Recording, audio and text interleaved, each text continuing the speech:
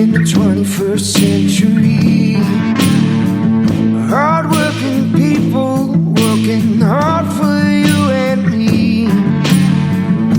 Moving higher, time and time again. Through the years you'll find us here. Moving higher. Hello and welcome to Moving Iron Podcast number 177. This edition of the Moving Iron Podcast is brought to you by Dawson Tire and Wheel, the premier ag tire and wheel provider in North America. Also TractorZoom, delivering insights, and Dryshod Boots, the official work boot of Moving Iron Pod. Today my guest is Shawn Skaggs, and Shawn Skaggs is a friend of mine. He works down at Livingston Machinery, and he also has a little podcast of his own, and we'll get into that a little bit. But so Shawn, how you been, bud? I've been as well as can be expected, Casey. Yeah, there's nothing going on in the world right now that can make you feel any angst or any kind of high blood pressure or anything right now. Things are pretty easy going, aren't they? Yeah, it's pretty stress-free life. We just sit around all day with our feet up on the desk, drinking soda pops. Yeah. Got somebody over here fanning me. It's good times. It's gumdrops and candy canes, right, buddy? Yeah. All right. Well, before we get too into this, what's happening with COVID-19 and how it's affecting the folks down in Oklahoma, tell everybody about your podcast and what you got going on there. Sure. So my podcast is called Impact, Legacy, and Meaning. And what it's about is it's a little bit about business, but it's a lot about life and building a legacy and those kind of things. And so it's something that some people may be interested in checking out. I'm really into personal improvement and self-development, and that's what the podcast is geared around as much as anything. The first season is out, and then I took a little hiatus because we got into basketball season with my kids. And when you've got 5 kids and you're in basketball season and you've got 2 to 3 basketball games every single night, you don't have time for a podcast. So it's tough. So we're on hiatus for now, but now that the basketball season is definitely over, it ended kind of abruptly. I had one that was still in the state tournament whenever they shut everything down, and so I don't know if they're ever going to finish that state tournament or not. But anyway, with all that shut down, we should have some time again soon, but we've had a few other concerns to deal with in the meantime. Yeah. So. Yeah, it's a no doubt. This is it's a trying time, and it's also it's a different time. So I guess tell folks, let's talk about what you see happening now. So for people that don't know, Shawn works with Livingston Machinery. He is the the CEO, right? You're CEO down there? Yeah. Okay. CEO of Livingston Machinery and Big Baler USA, right? You guys sell those, the big 4x4s, the big 3x4s, those big square balers down there, and you basically cover Oklahoma Panhandle, New Mexico, a little bit of Texas, in that area. Yeah, we've got 4 stores, 2 in western Oklahoma, 2 in the Panhandle of Texas, and we kind of cover that western Oklahoma, West Texas, and a little bit of New Mexico, and it gets a little bit into Colorado sometimes. We've got a few customers up there, but kind of covering that region with those 4 stores. We're very spread out. We do a lot with 4 stores to cover that big an area is kind of a big job, but that's the way we've always done it, and so that's just what we're still geared up to do. Yep. So let's talk about what we see happen here. So same way, we had this January, February thing, and the whole coronavirus thing was kind of kicking up, and it's in China and whatever, not a big deal. And it kind of started making its way across Europe, and we had a few cases in the U.S., which, whatever, no big deal. And then all of a sudden it just starts spiraling out of control on the East Coast and starts making its way west. And I don't know, we've had our first case here in Scottsbluff where I'm at this weekend or last weekend. So we finally got a little taste of the paranoia that's going on around there. So now everything here's shut down. No restaurants are open. You have to get carry out, and no bars and none of that stuff. There's a waiting line to get into Walmart and all those kind of fun things. So there's all these crazy things going on. So kind of what's going on down in your neck of the woods, and what are your customers kind of, what's their feel and what's their tone right now as to what's going on? Sure. So, we went through a lot of the same, I think, kind of saw this thing the same way that a lot of people did. I probably didn't take it seriously enough at first. I kept seeing the numbers and seeing that they were still minuscule compared to what the flu does. And so I kept thinking, well, this is just another flu, but it's not. It's different than what the flu is. And, it had people started talking about it, I guess, right before we had our spring break locally. And so I left that week with my kids to go skiing for spring break, and we drove out to Angel Fire, New Mexico, and we got there on Sunday afternoon, ready for a big week of skiing. And then on Monday morning, they announced that was going to be the only day that they were going to be open. And so they were shutting down at the end of the day at 4 o'clock that day. They were going to be shut down for the rest of the season. And they had already shut down the other ski resorts in the area. So we had, thousands of people coming from the other ski resorts to come ski over there with us, which made it, not a great day for skiing because it was a 30 to 45 minute wait just to get back on the lifts. So we only got in one day there, and then they shut that down. And I kept thinking, man, this is just crazy. Why are people behaving this way? But obviously that was the week whenever things really seemed to accelerate fast. It kind of took off, It did. It kind of took off at that point. And, restaurants started shutting down everywhere. We just stayed out in the mountains because we thought, if we're not going to be able to do anything, why not just sit around in the mountains and watch a deer come onto your back porch for a few days before you go back home. Right? Yeah, there's worse places to be. So then whenever I got back home, obviously things were different here at the dealership. Mm-hmm. People they didn't know what to think. Some people were scared. Some people were panicked.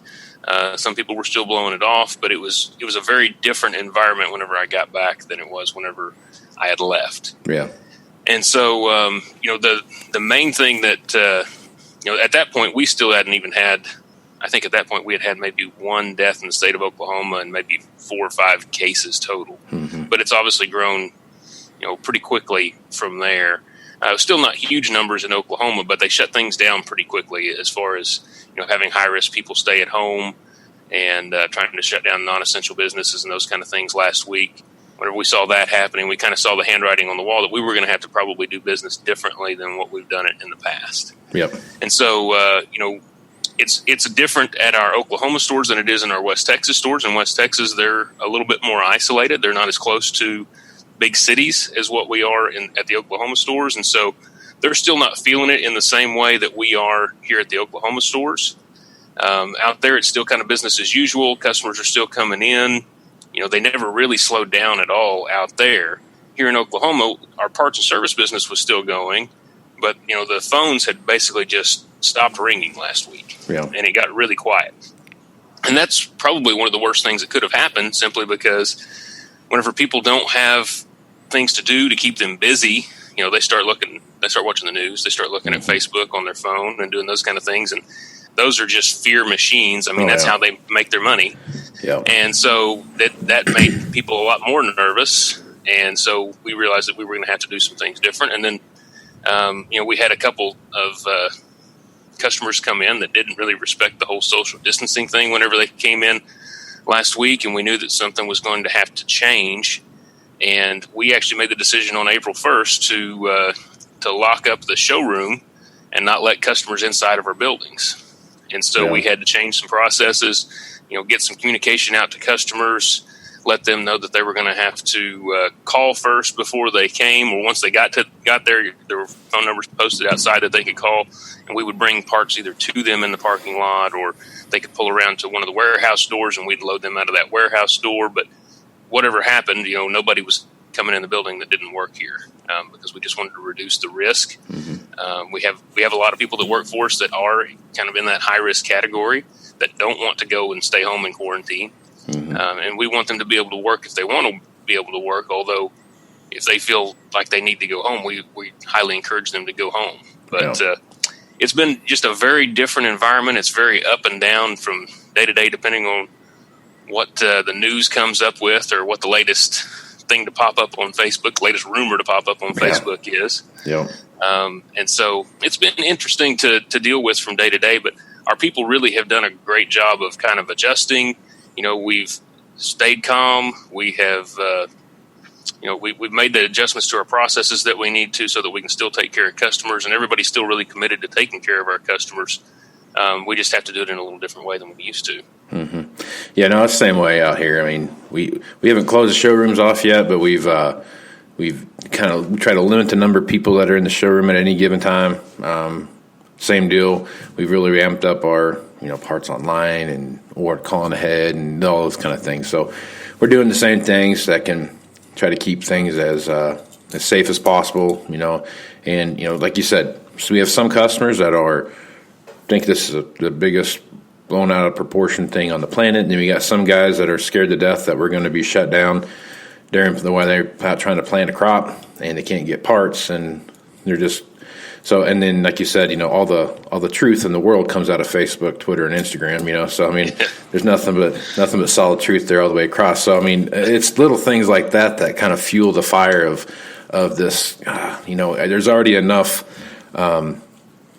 Just angst already, and then they start, like you said, they've got some free time on their hands, and they're like, well, we'll just see what's going on. The next thing you know is martial law's coming, and we're going to shut down every grocery store on the planet, and you guys are going to have to go out and shoot deer and, live off of roots for the next 30 days. I mean, it's just, those are the kind of stuff that pop up. And, I think when I look at it, we have a farmer's going to farm and a rancher's going to ranch, right? So they've got a crop to plant and a crop to harvest. They've got cows to feed and hay to bale. So as long as they've got life in their body, they're going to do all those things. And that's the thing about us as equipment dealerships. We have to be there to support that. And there's just no other way around it, right?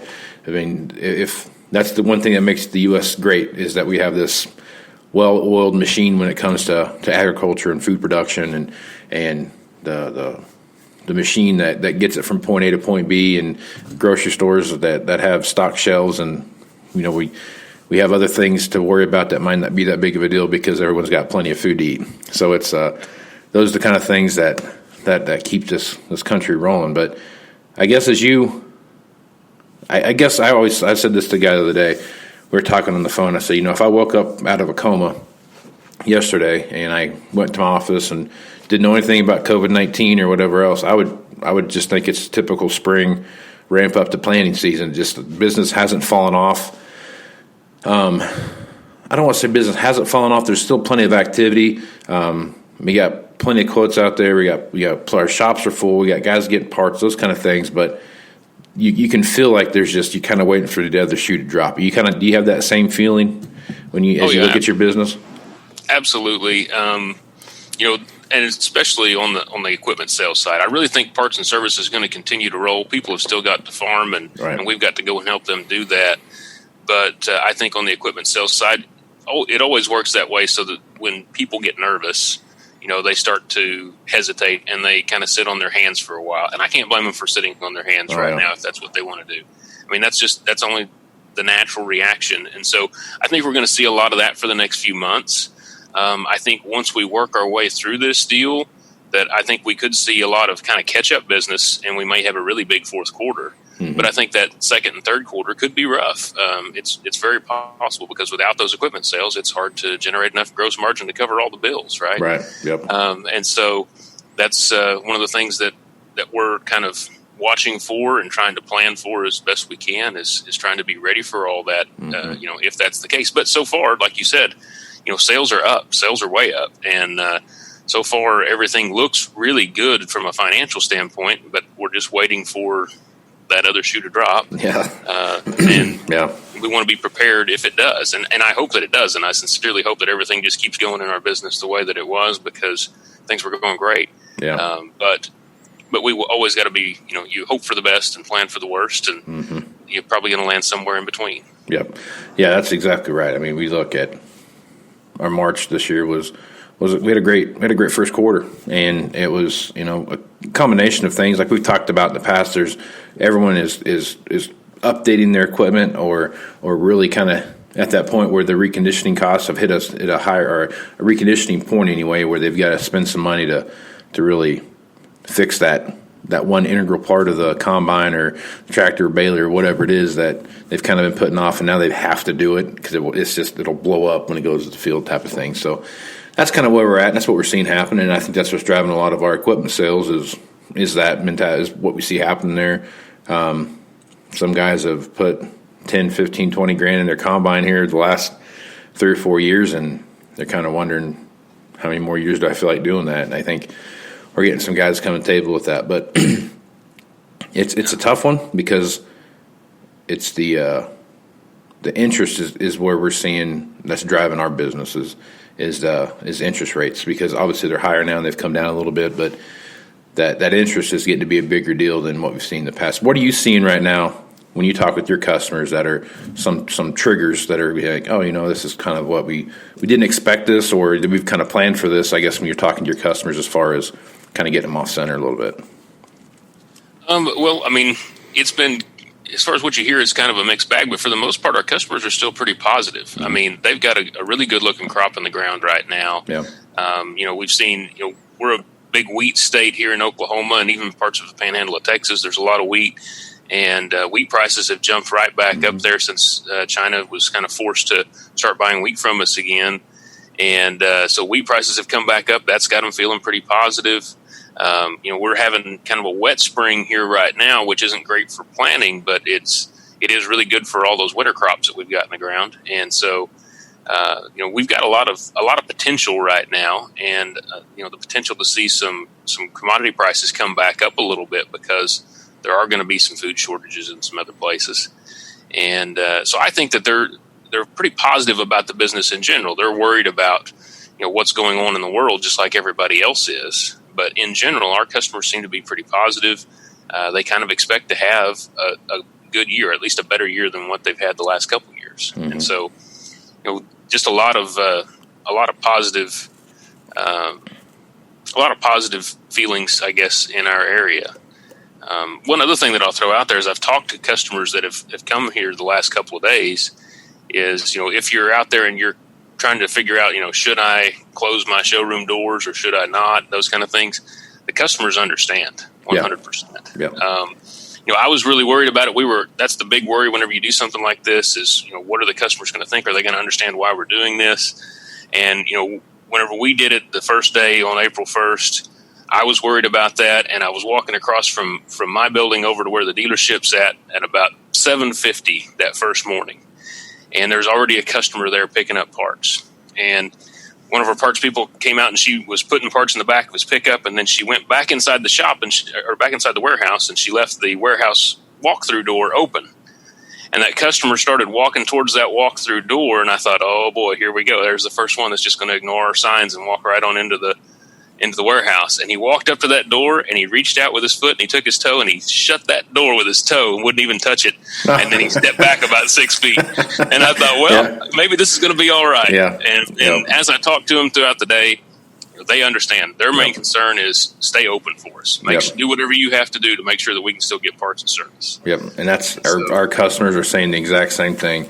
Even to the point where there's no need for you to come out here. You can text me, you can call me, you can email me, you can FaceTime me, you can do whatever you want to, unless I'll call you when I need you to come out here. So, and I think they see it from their side of the fence too. They're like, when your employees get me sick and I can't go plant my crop, or I can't harvest my crop, or I can't go feed my cows, or most farmers and ranchers are kind of a one-man show.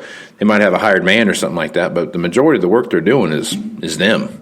And if they go down, I mean, what are you going to do? Not to mention the fact that the majority of our customers are still, kind of in that high risk category. That's the other side of it too. Yeah, so they don't want to contract this stuff. So they want you to be safe, and they want to be safe, and so I think for the most part they're going to understand. So do whatever you think you need to do to keep your business open so that you can go and serve those customers.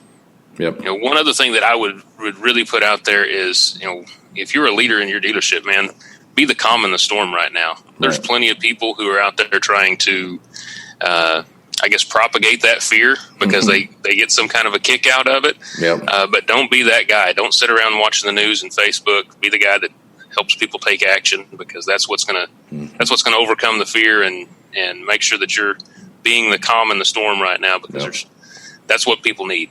So don't lead with your hair on fire is what you're saying. Exactly. Yeah, we have a handful of those folks in the dealership. I'm like, bring it down a notch, fellas. Bring it down a notch. So, but yeah, no, I think there's going to be opportunity that comes from this, and there's going to be, like you said, a lot of struggle that comes out of this too. But I think overall, there's going to be, hopefully, this April 30th thing kind of comes and goes, and we can get everything back open and back to work, and or at least open up parts of the country that aren't overly affected by what's going on, and kind of like where you live at and where I live at, there's not enough people really to have a huge issue kind of pop up, but we're not living on top of each other. We got a lot of space between us, so it's pretty easy to self what do they call that? Self-quarantine and social distancing and all that stuff is just the nature of the way you live for a lot of the stuff. Yeah. But until you visit a Walmart. That's right. I went to my wife. She sent me to the store the other day. I was out running around getting some remodeling my bathroom, and she's like, "Hey, while you're out, stop by Walmart and get some." Or go to the grocery store and get this frozen bread she wanted. She make some beer rocks out of this stuff, and they didn't have it at the grocery store that we normally go to. So the other place is Walmart, and I'm like, "You're making me go to Walmart to get you some stupid frozen rolls? I mean, this is you must not love me as much as I thought you did." So but I went there, and it was the number of people walking around with masks on and rubber gloves and everything. I'm like, I don't know if it's quite. I mean, I get the mask thing, but the rubber gloves thing, you could probably lay off a little bit. But if it's going to spread around here, it's going to be at a Walmart or a Lowe's. If you go to a Lowe's right now, because people are sitting at home with nothing to do, and they're thinking, I'm going to start that home improvement project. Yep. And so then you go to Lowe's, and there's 2,000 people inside of Lowe's. And, I went there the other day to try and get some asphalt repair stuff, and that was a mistake. I wanted to turn. I didn't. I should have just turned around and went back home and left the pothole, but I didn't, and I won't do that again. I got to get a sheet of plywood last night, and I'm just walking around going, man, you don't really need this sheet of plywood that bad. So, but I don't know. We'll see what happens. But no, I think there's some craziness going on out there right now. I guess as you take a look at, you mentioned, quarter 2 and quarter 3 being a little tired than you thought. I'm kind of in the same boat you are. I feel like there's going to be a pop.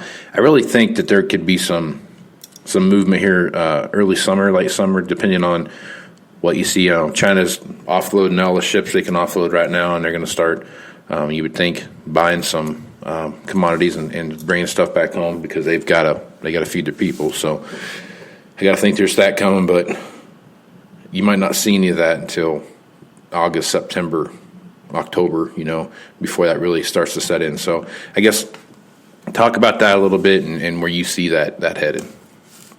Well, there's, for me, we had planned, a really good second and third quarter. We felt like our sales were definitely going to be up this year, and had planned for that, but hadn't gone out of the way to spend a lot of money towards that. But we were still planning on having a really good second and third quarter this year.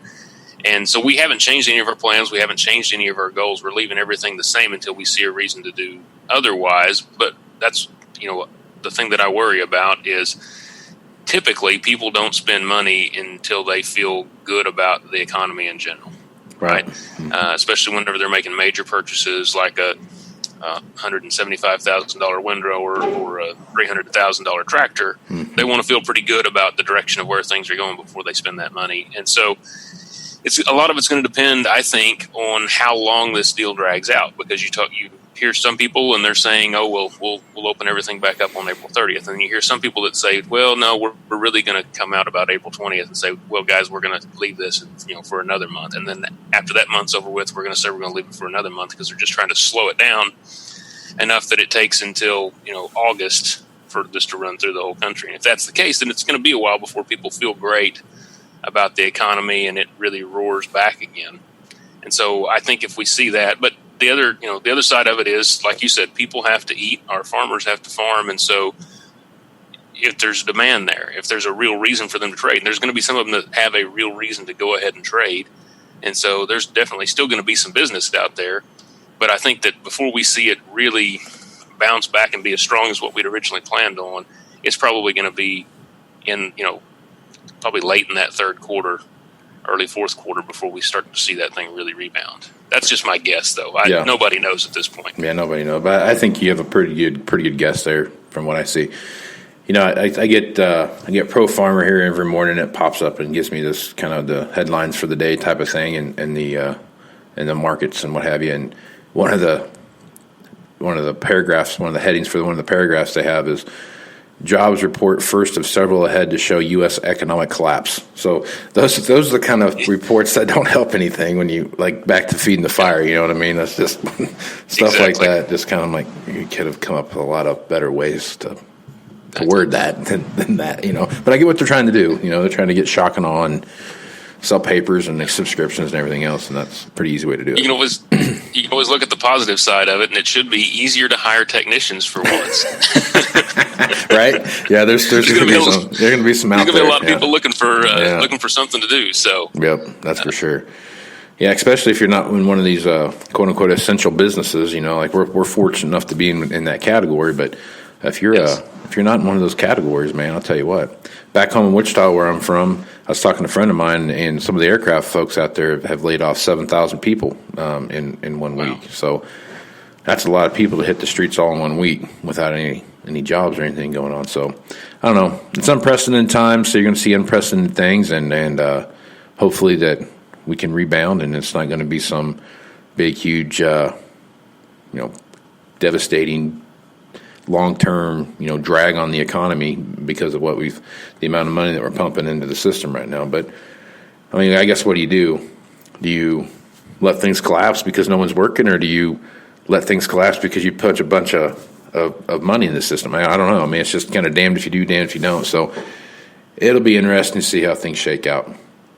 Yeah, all anybody can do is just make the best decisions they can with the information they've got at the time, and try and stay positive, man. Mm-hmm. But there's going to be some positive out there. There's always a silver lining, and the main reason I want to emphasize that isn't because I'm not taking this thing seriously. I am taking it seriously, but it doesn't do any good to sit there and focus on the negative. It's not going to help you one iota or anybody else. And so you may as well focus on the positives and go and try and get whatever you can get. And this is a great time to innovate. This is a great time to streamline your processes, to get a lot better at all this online stuff, whether it be online communications or whether it be the way that you do business online. Mm-hmm. It's a great opportunity to get better at that. We're gonna be thrown into the fire on this deal, which is whenever you get forged, right? That's whenever you have to get better to survive, and so that's what we got to do. What's the old saying? Iron sharpens iron type of deal. So that's where we're going to be at, man. All right, Shawn. Well, tell them about your podcast one more time. Yeah, it's the Impact, Legacy, and Meaning podcast. You can search for that, or you can search for my name, Shawn Skaggs, in whatever your favorite podcast player is, and it'll pop right up. If you want a little bit of positivity and maybe a little bit of Stoic philosophy thrown in there, it's a great place to go. Most of them are pretty short. There's a few longer interviews in there, but for the most part, it's me on my own, just trying to give you a little short inspiration for the day. So, right on. Check us out, see if you like it. If you do, give us a rating on iTunes. Absolutely.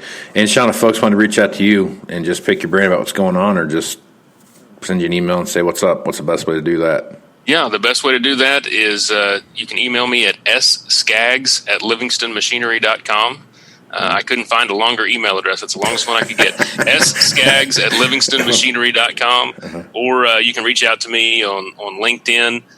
That's just about the only other social media platform that I'm on. But yeah, just email me, or you're welcome to call me at 405-224-5056. Right on, man. All right, Shawn, well, I appreciate you being on the podcast, and we'll catch you down the road, buddy. All right. Thanks, Casey. Yep. Glad to be on. Right on, man. I'm Casey Seymour with Moving Iron Podcast. Make sure you check me out on Facebook, Twitter, and Instagram. Also, check out movingironllc.com for all the latest Moving Iron podcast stuff, blog posts, and those kind of things. Also, check out the Global Ag Network and all the great podcasters on there as well. So, until next time, I'm Casey Seymour with Shawn Skaggs. Let's go move some iron, folks. Out. Moving iron in the 21st century.